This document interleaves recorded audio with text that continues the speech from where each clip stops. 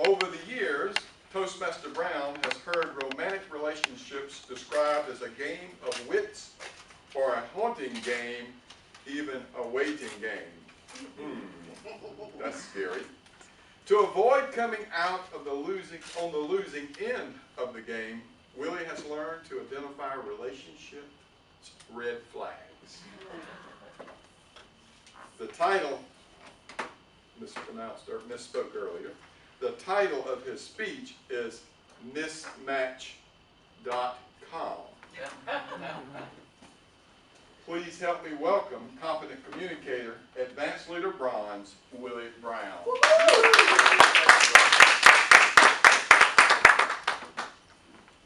Mr. Toastmaster, fellow Toastmasters and guests, you know what the red flags are.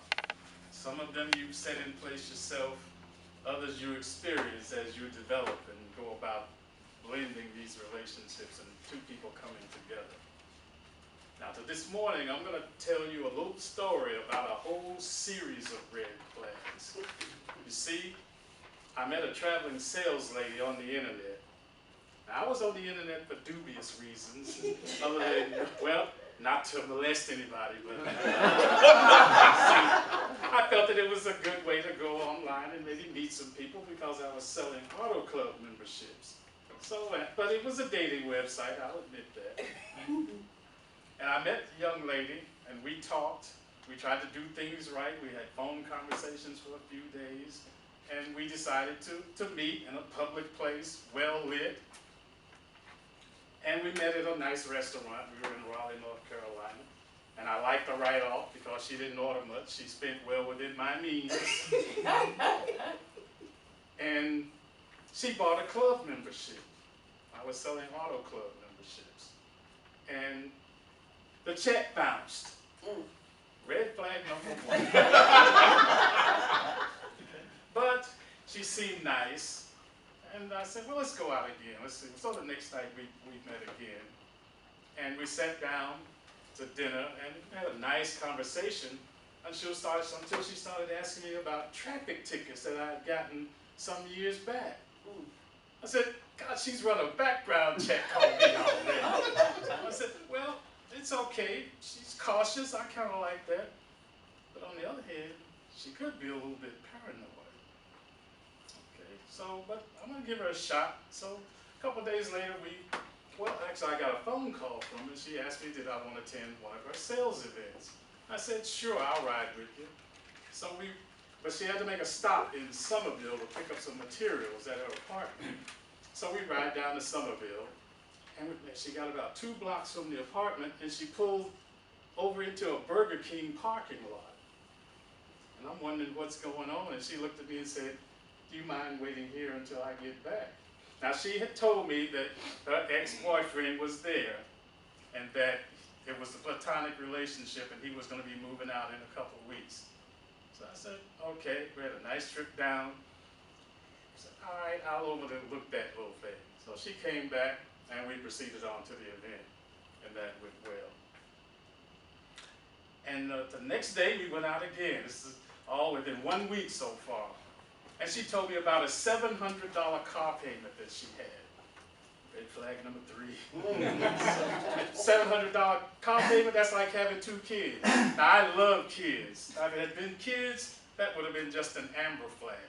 $700 car payment, wow, that's something to think about. And that would end some relationships. But I liked her, and I'll have to admit, I was between cars at the time, so $700 didn't look so bad when you're pillow-paddling along the roads and stuff nowadays. And one other event occurred. After we decided to go out again, I was supposed to pick her up at a hotel. And I arrived, and she was in the lobby, and she waved me in. And I'm thinking, wow, I'm getting lucky already. And she called me and took me to the side and said, I have a problem. And I said, well, what's wrong? She said, my toilet is clogged. I said, well, if this is the Hampton Inn, they have room service. Why don't you give room service a call? She said, no, I'm too embarrassed. Would you come up and take a look at it? And I'm thinking my ego kicks in. This is my opportunity to be a hero, to come and rescue her. I said, there's probably a plunger up there anyway. So I go up to a hotel room, and that toilet was clogged. But there was no plunger. All I had was some towels, some hotel towels. And I grabbed those towels, and I'll leave the rest up to your imagination. I did unclog that toilet.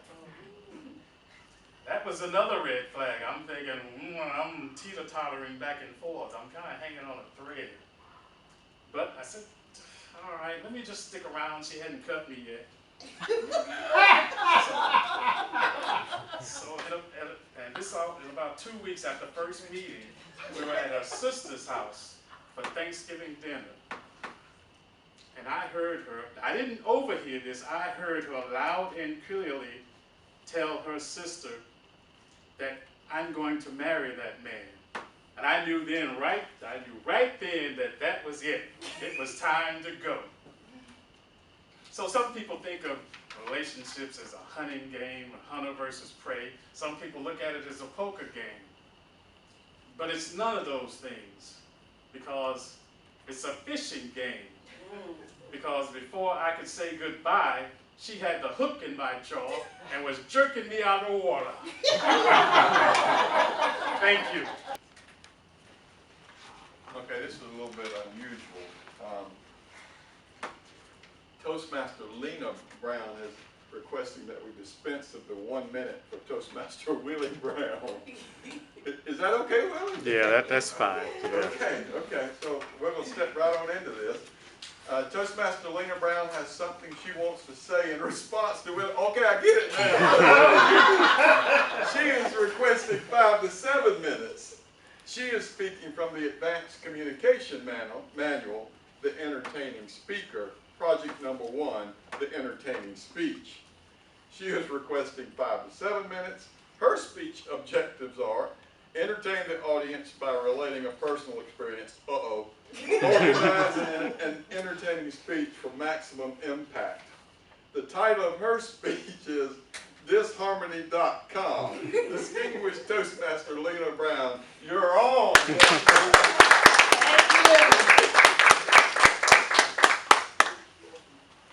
Bravo, Mr. Brown. Bravo. You got them convinced. You all have heard my story before. You know, I dated online and met that man. But see, his story, y'all only heard part of it, okay? Yeah, we met online. It was a great experience. He was just such a nice man. And he was selling motor club insurance. But let me tell you, he got that wrong. Mr. Brown, your check did not bounce. I put a stop payment on that check.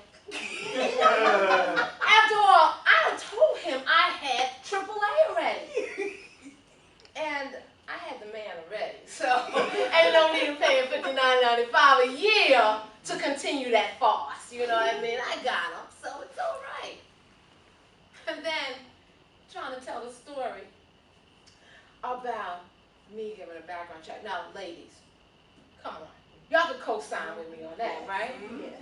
You go online and you meet a man. You're going to have to do a background check. It's a good thing you only had traffic violations. Because he would have been gone. I would have kicked him to the curb right then. So, Mr. Brown, you lucky. You lucky I kept you. Lucky I kept you.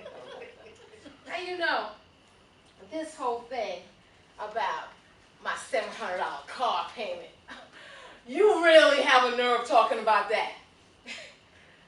You weren't even driving your own car. You didn't have a car on it. No. He picked me up. Now picture this. He picks me up in a car he borrowed from his brother-in-law with a big crack down the windshield and smoking. So yeah, $700 payment, you upgraded, okay, with me. Besides, he couldn't even afford a $700 payment with his little temp job. Is that right, Mr. Brown? Okay. So yeah, that's my red flag number 1. And then you have the nerve to tell these people about that toilet. Let me tell you. Let me tell you how that really went down. See, he bragged. He could fix anything. He told me he could fix this, and he can make tables, and he can build houses. I said, okay, let me see if you can unclog a toilet without a plunger. And surprisingly so, he did. So that was okay. But yeah, that was a little test. That was a little test from Mr. Brown. See, he didn't realize that. And you complained about Burger King. See, we were going home to pick up supplies, and I was really trying to protect the man. I was really trying to protect the man. Because his skinny behind would have got whooped by my ex-boyfriend. So leaving him at Burger King, it was the safest thing to do. Thank you, Mr. Brown. You should be really thanking me, okay? I protect you. I saved your life that day. Yeah, but that's okay. That's all right. You come here and talk about all these things. And you know, I think about that relationship that we have, that we started. And every time you meet somebody online, it's a crapshoot, isn't it? And really, any relationship is a crapshoot. And some of the things that, Mr. Brown, he put up with me, and I put up with him. Oh yeah, I saw those red flags, those flags going all the time. But I just ignored it. Yeah, he said he overheard. He overheard me talking to myself. No, I think I call that eavesdropping. You know what? Ain't that right, Mr. Ray? He got eavesdropping on my sister talking. Now, picture this. I'm being a great man. 2 weeks. I know already. He's mine. Y'all remember that, right? So, I'm trying to tell my sister, hey, get ready, next year, June, we're trying to talk about dates and everything. And he overhears this, but, sweetheart, I told my sister, I told my mother, I've been fitted for a dress already, baby, after you heard that. You just didn't know. And you see how it turned out? 1 year and a month later, we got married. So yeah, Mr. Brown, he was hooked. But see, Willie, you weren't hooked through your jaw. You were hooked through your nose.